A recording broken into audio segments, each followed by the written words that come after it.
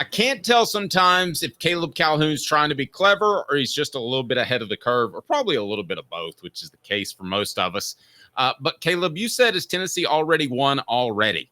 If Tennessee just gets the pub that they're going to get, which is worth, heck, over $100 million, I'll just throw a random number at it. How about that, Caleb? Tennessee has won. The fact that they've been the lead game in the first weekend of this inaugural 12-team playoff, yeah, they've won. But ultimately, would it be disappointing for the Vols after all that they've overcome to go on the road and lose in Columbus? That would be very disappointing as well. It would. Now, I want to be clear on this. I don't think that they would have just won by getting the pub, going to the playoff in the 8-9 seed, and then losing, even if they lost badly. The reason it's unique this time, and I think they have won, is because of the story of Vol fans allegedly hijacking Ohio State tickets, which we talked about last week. That story could have died on its own. We don't even know what it's going to look like in the Horseshoe on Saturday. But for Ohio State's athletic director to come out and ask to stop reselling tickets to Tennessee fans gives it a ton of credence. So now the message is out there that Ohio State is having trouble warding off Tennessee fans going to the game. And Dave, my mind just goes straight to recruiting. You can never have that press conference. Did he do that via a press conference, or did he just reach out to a reporter? You can't have that. It was the same thing when Doug Dickey, athletic director at the time, stood up for Jerry Green. Just by saying that there's not an issue, there's an issue. So you can't say that there's not an issue at Ohio State when there's clearly an issue. Yes, exactly. There's obviously an issue. He wouldn't be asking people to stop doing this if there wasn't an issue. So for him to call that press conference, now the whole college football world gets to see that Ohio State has a problem keeping Tennessee fans out of their stadium. It doesn't even matter what's shown on camera on Saturday, by the way. It's just, because again, there's the off chance that, maybe we're all just blowing smoke and Ohio State's 80% of the fan base at 85. We don't know. It doesn't matter. The Ohio State athletic director, Ross Brewer, coming out and actually saying, please to stop selling your tickets to Tennessee fans. What exactly did he say? Let me pull it up real quick. Because just for those that don't know, you never say that, right? That's essentially admitting before the game, hey, you guys have a lot better athletes. We're going to do our best and give it a good old shot, right? That's exactly what it is. Yeah. I'm trying. Oh yeah. It was a Columbus radio station, 97.1, the Fans Morning Juice. He said, Tennessee fans, they're rabid fans. They're going to invade the shoe. Let's make sure we don't have as much orange in there as people think. Who said Tennessee fans were going to invade the Horseshoe? Yeah. Would Danny White ever say that? Even if it was true from the other side? No. He would be like, no, not worried about Tennessee fans. We got the best in the country. I don't know if they do this, but it seems like they do. They adhere to the old rule of not even mentioning the other team's name. Have you heard Danny White or Josh Heupel say Ohio State yet? No, but I never even thought about that, but you're right. They kind of do. Not in the cheesy way, the way Derek Mason did one time when Derek Mason and Vanderbilt was playing Tennessee, and Derek Mason's like, the team out east. We're going to call them the team out east. I'm like, oh, okay, sure. But yeah, not that level. But even if they are, though, I think Josh Heupel may have said, looking at Ohio State, the type of team they are, something like that, something along those lines. And the players have certainly mentioned it. Andre Turrentine talking trash about the Horseshoe. But again, the perception is out there. The perception is that that Ohio State fans are threatened by Tennessee fans. And that perception, I'm sorry, guys. Yes, NIL's still the lead calls of recruiting today, but that's a big one right there. You don't think a kid down to Tennessee and Ohio State would think, man, but Ohio State's having issues like filling up their stadium for the college football playoff, and because Tennessee fans might invade them. You don't think that's going to stand out to a recruit? Yeah, kid or coach, let me ask you this. I'm going to change up today's tough question. So, kid or coach, would you go to Tennessee or Ohio State? You're in those two positions. Might be a new segment for us. The show represented by Banks & Jones, Tennessee's trial attorney, banksandjones.com. So would you go to Ohio State or Tennessee, kid or coach?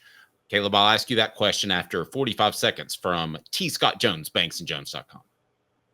Why Banks & Jones? Well, it's because they're Tennessee's trial attorney. You can play to win with Banks & Jones because they'll go to trial. You've heard of other lawyers. They say they'll go to trial and fight for you. They won't.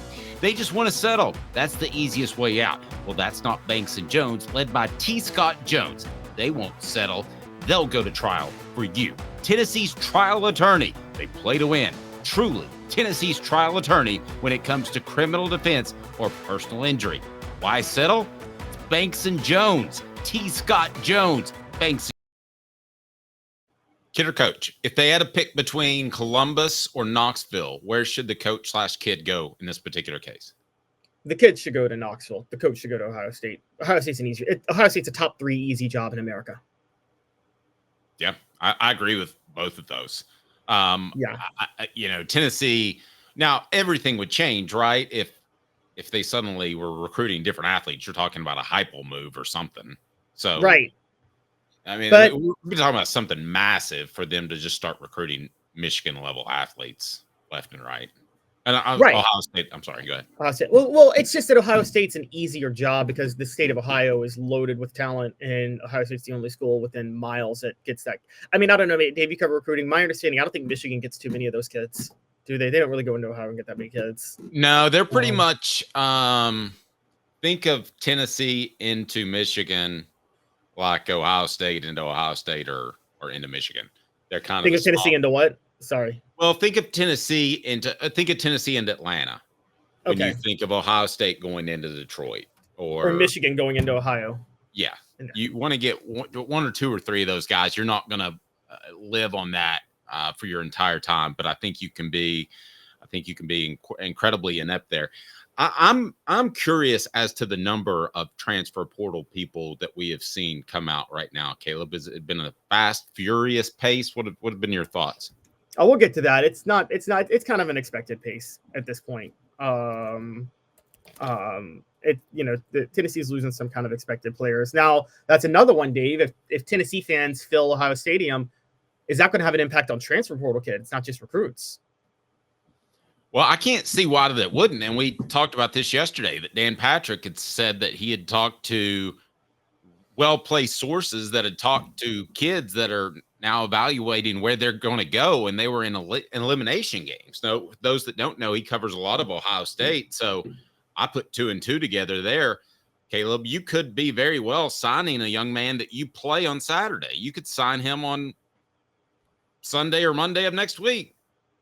That's a very good point. So, oh my gosh, could you imagine an Ohio State kid shows up, plays Tennessee on Saturday, not happy with the fans showing up for the game, and then he signs with Tennessee on Monday, the next Monday? Yeah, and Caleb, I'll say this too. I don't want to sound like a broken record, but with NIL, when it came in and being a small part of it, which I was and still are with Cooper Mays and City Heating and Air Conditioning, I thought at the time that the biggest concern was the governance or lack thereof with it.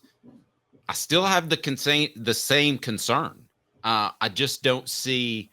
I don't even really know who's in charge. I used to know where to go print up the rules and read them and have them on hand at all times and have the calendars and all that stuff set up. But Caleb, we don't even have that anymore because we don't know who's in charge.